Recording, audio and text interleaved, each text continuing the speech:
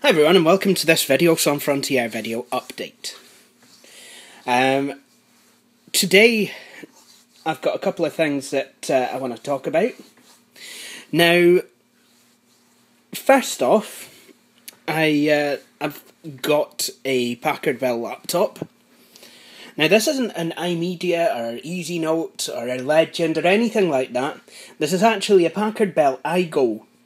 And to be honest, kind of the feel of it, I believe it to be one of the higher end Packard Bell machines that you could get.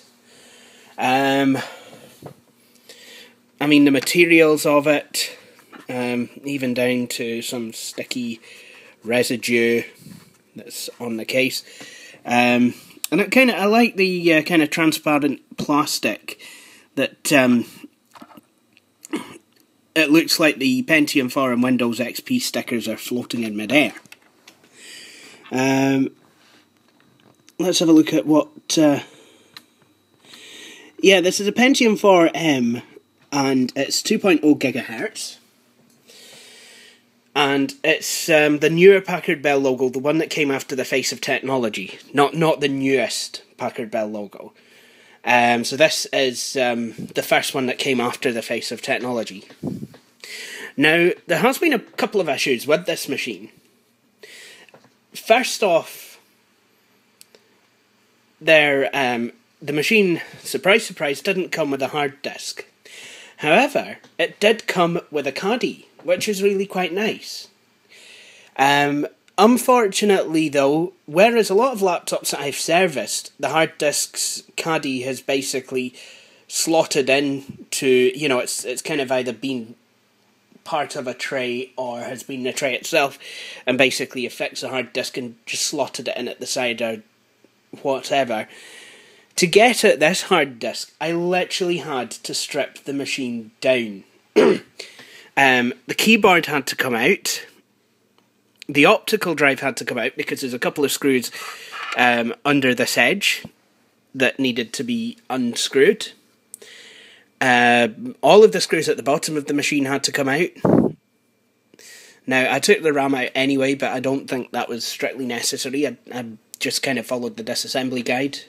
Could have done it without removing the RAM. Obviously, this piece of trim had to come away.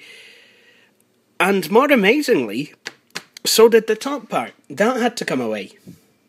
So, because the hard disk is actually down here, kind of underneath the trackpad. So, it did take, it wasn't a small job by any stretch of the imagination, not like in a Dell Latitude where it's, basically as simple as putting something in a drawer and then closing it. Okay, there's a couple more screws to tie up, or to screw in. But I mean, this, you had to be careful, you had to know which screw goes where.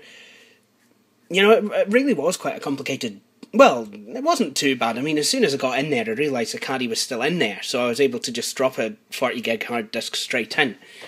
Now, I screwed the screws all back in, screwing the optical drive closed, but to be honest, it doesn't really matter if I had done that, because I actually found out when I booted up that the optical drive didn't actually work. It was very noisy, and to be honest, my attempts to repair it, well, I think I just kind of made things worse. As, plenty of things that I am, but UXW Bill is not one of them. I am not UXW Bill. He could probably have repaired this on his kitchen table. But, unfortunately, I really don't have the funds at the moment to actually go out and get a new optical drive. Also, the wireless card is missing. So what I've had to do is I installed Bootplop on a floppy disk, because this does have a floppy disk drive, and I've used it to boot from a Windows XP USB stick, which I made using Winterflash on my main machine. And oh yeah, there's Crash Bandicoot. He's a mascot for my computer. And yeah, basically just did it like that. So yeah, that's Windows XP all sorted. Obviously, being USB 1.1, it's taking its time. It's basically been going since about, I'd say, probably about 4 o'clock this morning, and it's already 25 past 10. It does take a stupidly long amount of time over USB 1.1. The first USB Windows XP install that I ever did was on a clamshell Dell, a bit like my Optiplex, but I think it was a Dimension. I think it, in fact, yeah, could definitely tell it was one of the earlier ones. I think it was a Pentium 4, 2.0 or 2.2 gigahertz with 512 megs of RAM, and it took forever. I basically left Windows XP setup running overnight. That's, you know, how long it took. Hopefully, though, if Windows gets installed, which it did on the Dell, I'll be able to connect up my UXWB external DVD writer drive, and I can install the rest of the software through there.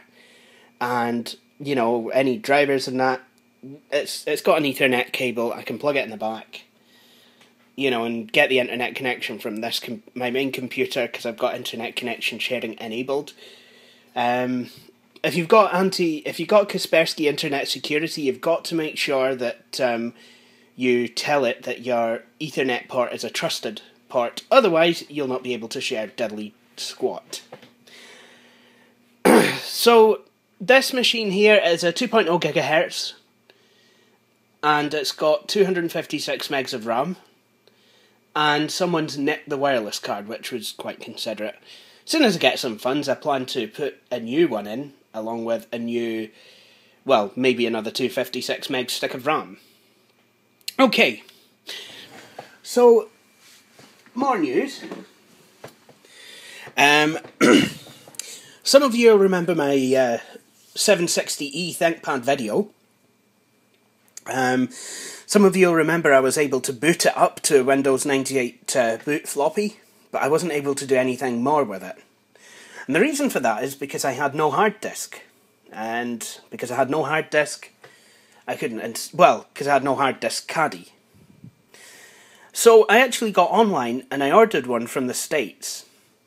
And I also did wonder aloud if it was going to be right for the job, because I'd previously seen a vWestlife video which suggested that it probably wouldn't be. However, the hard disk caddy has now arrived. And to be honest, I think it came out of a 1990s style Kinder Egg. Because, unlike the Kinder Eggs of today, this thing you've got to build it yourself. It's actually a hard disk caddy kit. Kind of like flat pack IKEA furniture. So here you've got the lid, then you've got the adapter, which I would like to, I'm very happy to say that it's got the proprietary end that peeks over peeks over the edge. But on the other side, it is a standard IDE connector. Although, how it's going to fit, I'm not entirely sure, but I'll find it. Then you have some washers and some screws, and you've got the wee handle that you can use to pick up the caddy.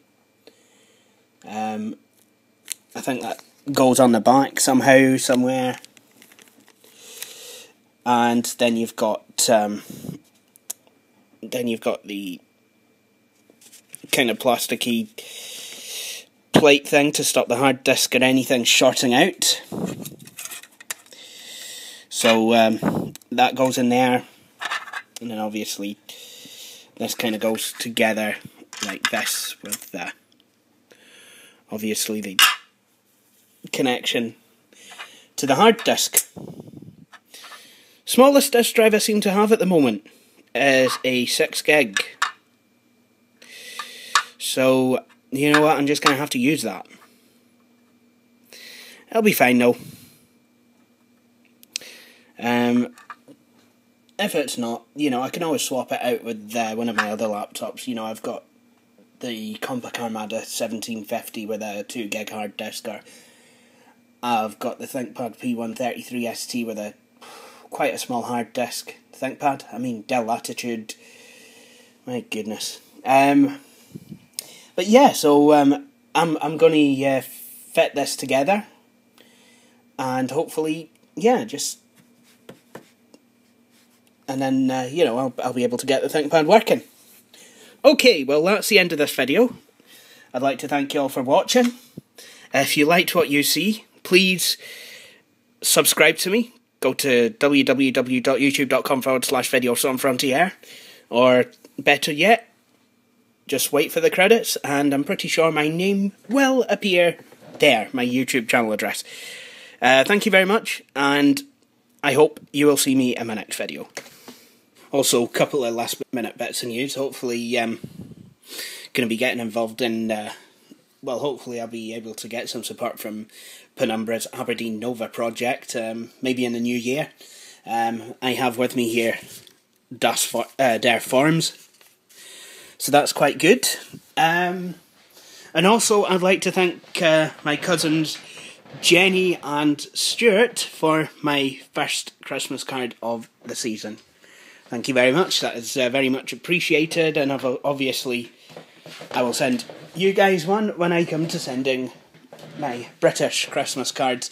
Any of you who watch Matthew H12's channel on YouTube, www.youtube.com/MatthewH12, will know that I've sent my American round of Christmas cards already. Sent one to both him and Billy Core, aka Road Geek.